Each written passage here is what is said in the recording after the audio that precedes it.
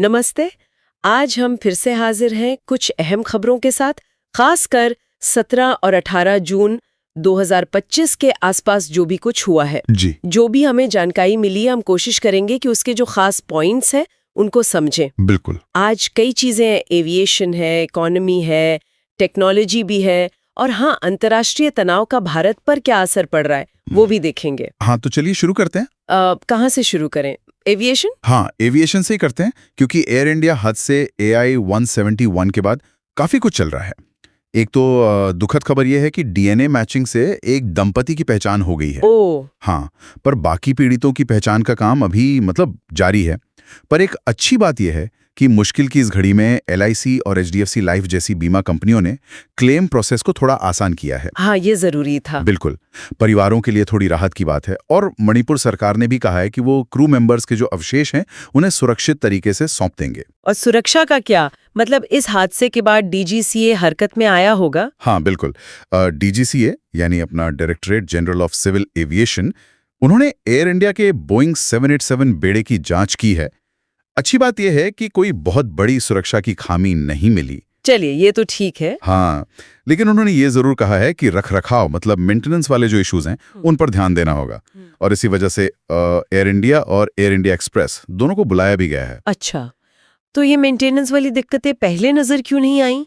क्या ये सवाल नहीं उठता? उठता है, बिल्कुल उठता है। शायद जांच में ये बात और साफ होगी कि कहीं ये रूटीन चेक में नजरअंदाज तो नहीं हो रही थी। खैर, इन जांचों के चक्कर में और ऊपर से दिल्ली NCR में जो भारी बारिश हुई ना, हाँ, काफी बारिश हुई। उसकी वजह से फ्लाइट्स पर भी बहुत असर पड़ा। कई इंटरनेशनल फ्लाइट्स एयर इंडिया की भी, इंडिगो की भी या तो कैंसिल हुई या लेट। अहमदाबाद लंदन वाली भी रद्द हो गई। यात्रियों को तो पक्का बहुत परेशानी हुई होगी। जाहिर सी बात है। अच्छा, तो ये तो हुई एविएशन की बात। अब जरा अर्थव्यवस्था की तरफ देखें। बाजार का क्या हाल रहा?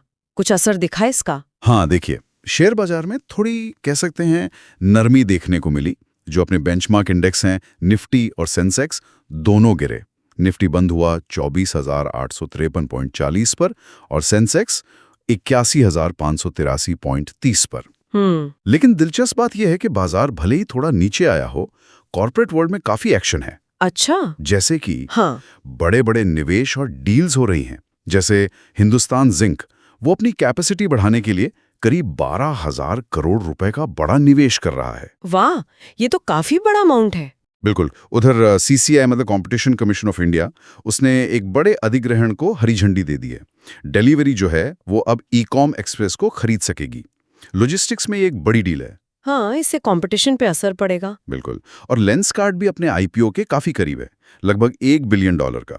और हाँ, विशाल मेगा मार्ट के प्रमोटर ने कुछ इक्विटी बेची है और PNB ने सार्क में अपना पूरा हिस्सा बेच दिया है। और बैंकिंग में भी कुछ चल रहा है। आपने ब्याज दरों का जिक्र किया था। हाँ, कुछ बड़े बैंक हैं जैसे SBI, HDFC bank, ICICI bank, इन्होंने सेविंग्स अकाउंट पे ब्याज दरें थोड़ी कम की हैं। और नियमों की बात करें तो अब जो थोक में बिजनेस कॉल्स आती है ना, उनके लिए मोबाइल नंबर पर KYC नो योर कस्टमर, वो जरूरी हो गया है। शायद फ्रॉड रोकने के लिए ये कदम उठाया गया है। अच्छा, ये तो जरूरी था। और बैंक लॉकर? हाँ, बैंक लॉकर वालों के लिए भी अपडेट है। उन्हें अपने अग्रीमेंट रिन्यू करवाने होंगे। पर एक राहत की खबर यह है कि UIDAI ने फ्री आधार अपडेट की जो डेडलाइन थी उसे जून 2026 तक बढ़ा दिया है। चलिए, ये अच्छी बात है। व्यापार के मोर्चे पर क्या चल रहा है? भारत के लिए कपड़ा निर्यात अपैरल एक्सपोर्ट्स में अच्छी उम्मीदें दिख रही हैं। जो पश्चिमी खरीदार हैं वो चीन और बांग्लादेश के अलावा दूसरे ऑप्शन देख रहे हैं। मतलब भारत के लिए मौका है? हाँ बिल्कुल। और भारत अमेरिका से भी बात कर रहा है कि जो द्विपक्षीय व्यापार समझौता हो उसके बाद अमेरिका कोई एक्स्ट्रा टैरिफ ना लगाए। ये आश्वासन भारत चाह रहा है। हालांकि एक खबर यह भी है कि नेशनल हाईवे बनाने की जो रफ्तार है वो अगले वित्त वर्ष FY26 में थोड़ी धीमी पड़ सकती है। करीब 7 से 10% की गिरावट का अनुमान है। ठीक है, अब आते हैं टेक्नोलॉजी पर। AI, हर तरफ AI की ही बात है। अमेज़न में क्या खबर है?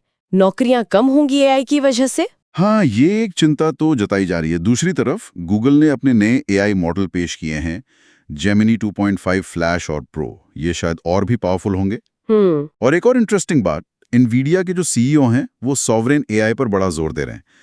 हर देश अपनी खुद की AI कैपेबिलिटी बनाए। ये तो मतलब AI अब सिर्फ टेक्नोलॉजी नहीं, नेशनल स्ट्रेटजी का हिस्सा बन रहा है। बिल्कुल सही। और फंडिंग की बात करें तो एलन मस्क की जो कंपनी है XAI, वो करीब $4 बिलियन इक्विटी फंडिंग जुटाने की बातचीत कर रही है। अच्छा। और भारत में रेजरपे ने पॉप नाम की कंपनी में मेजॉरिटी हिस्सेदारी खरीदी है। लेकिन हाँ, टेक्नोलॉजी के साथ चिंताएं भी हैं, जैसे व्हाट्सएप की जो एडवर्टाइजिंग योजना है उस पर प्राइवेसी को लेकर सवाल उठ रहे हैं। और एक अच्छी खबर, UPI यूजर्स के लिए NPCI ने API रिस्पॉन्स टाइम कम कर दिया है, जिससे पेमेंट और तेज हो सकेंगी। अच्छा, टेक्नोलॉजी के साथ साथ जियोपॉलिटिक्स भी काफी गरमाई हुई है। इजराइल ईरान तनाव, इसका भारत पर क्या असर देख रहे हैं? देखिए, ये तनाव बहुत गंभीर है, खासकर हुर्मुज जलडमरू मध्य, मतलब स्ट्रेट ऑफ हॉर्मुज, उसको लेकर चिंता है। भारत का काफी तेल इंपोर्ट वहीं से होता है। हाँ, ये तो बहुत क्रिटिकल रूट है। बिल्कुल, अगर वहां कोई गड़बड़ होती है तो भारत की एनर्जी सिक्योरिटी पर सीधा असर पड़ेगा। उधर अमेरिकी राष्ट्रपति ट्रंप का रुख भी काफी कड़ा है। वो ईरान से बिना शर्त सरेंडर की मांग कर रहे हैं। हालांकि अभी तक सीधी कार्रवाई से बच रहे हैं, पर उन्होंने मिडिल ईस्ट में फाइटर जेट भेजे। इससे माहौल और बिगड़ सकता है। ऐसे में भारत क्या कदम उठा रहा है? भारत ने तेजी दिखाते हुए ईरान के उर्मिया शहर से करीब 110 भारतीय छात्रों को सुरक्षित निकालकर आर्मीनिया पहुंचा दिया। ये तो बहुत अच्छा किया। जी, और इजराइल में जो भारतीय दूतावास है उसने भी ये नागरिकों को सलाह दी है कि वो हवाई सफर के बजाय ज़मीनी रास्तों का इस्तेमाल करें, क्योंकि हालात ठीक नहीं है। रक्षा की बात करें तो इंडियन एयरफोर्स को नए स्वदेशी स्मार्ट बम मिलने वाले हैं, ये हमारी ताकत बढ़ाएंगे। और विदेश नीति में PM मोदी का G7 दौरा हुआ, लेकिन उसी दौरान कनाडा में खालिस्तानी तत्वों ने विरोध प्रदर्शन किया, वो भी एक मुद्दा रहा।